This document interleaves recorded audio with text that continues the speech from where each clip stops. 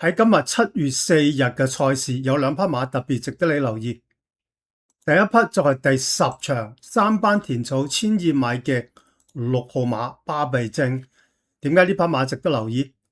如果去第10場實力馬嗰度，嗱，你會見到呢場嘅賽事係有放頭馬嘅，咁即係話呢場嘅1200米多數係有中等甚至偏快嘅步速。換言之，排喺內檔中字型跑法，末段識得過馬，而且具備末段加速力嘅同程實力馬，就特別值得你留意啦。嗱，呢匹嘅巴比精正正屬於呢類馬，大前仗中間位置衝上嚟，係咪做正嘅末段指數？前仗喺4班跑同程咬住個中前位置，嗱，亦都係識贏過馬贏。而呢個係負嘅，係因為呢場係好黏地，跟住上仗加分加磅3歲咩頂磅135，係一場中等嘅步速入邊，嗱，咬住個中間位置，又係末段識得加速做正嘅時間指數。我唔記得呢場嘅賽事仲係好黏地。咁如果你去所有馬嗰度揀佢出嚟，其實呢匹馬係啱啱起步嘅側身馬，跑咗3仗。都係喺4班跑同程，初出跑第4，上2仗都係贏嘅，而且越贏就越輕鬆，顯示呢匹馬喺度進步緊啦。嗱，3歲馬今次升班孭輕磅，相信係會更加好跑嘅。唔單止咁，呢場嘅形勢對佢有利，係因為有放頭馬，而呢匹咬住中間位置，末段識得過馬加速嘅同程實力馬，今次排有利嘅內檔，因此形勢係非常有利嘅。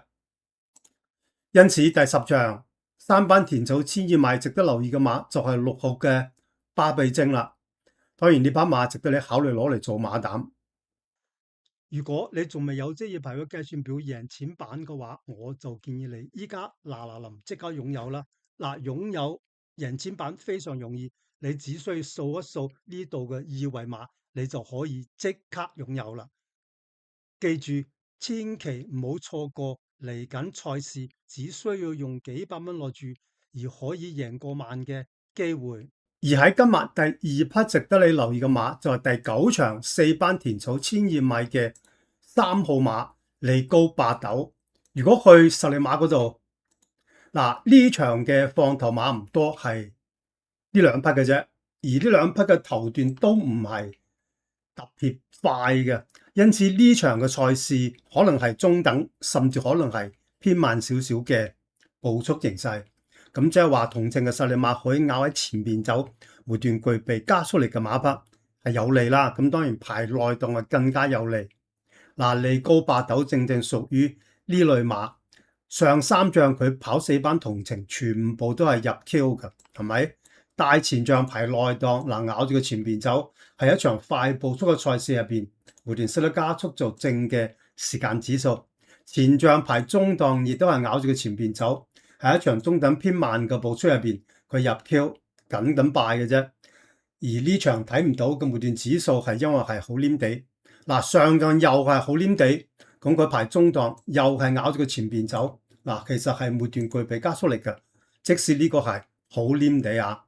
咁如果你去所有馬嗰度揀佢出嚟，嗱，其實呢匹馬亦都係一匹3歲嘅側身馬，啱啱起步，跑咗4仗4班同程，第1仗跑第3，其餘嗰3仗全部入 Q。咁如果你睇佢副頭馬，其實好多仗都係贏馬嘅邊緣啦。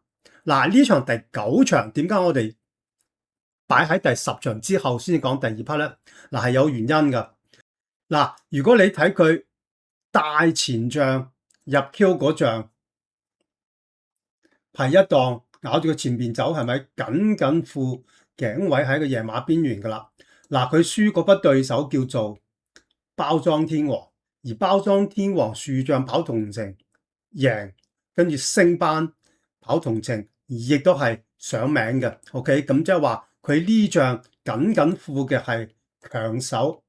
而上2仗呢匹嘅利高八斗，嗱，都係跑第2，佢副嘅其實亦都係強手，就係巴比精啦。而巴比精正正就係第10場升3班都特別值得留意嘅馬匹，所以我哋點解講呢場先，然後先至講第9場。咁你會見到其實佢利高霸島上3仗入 Q 全部都係富比強手嘅。OK， 咁加上呢場嘅賽事，嗱，潘頓接手騎呢匹啦，第一次騎，而潘頓配姚本輝係今季幫佢贏最多嘅騎師嚟嘅。OK， 咁喺呢場嘅賽事，亦都係有幸排一檔係極之有利，又可以咬住佢前面走，不斷具備加速力嘅。因此今日第9場亦都係第2匹值得你留意嘅馬啦，就係3號嘅利高霸斗。同樣地，呢匹馬亦都值得你考慮攞嚟做馬膽嘅。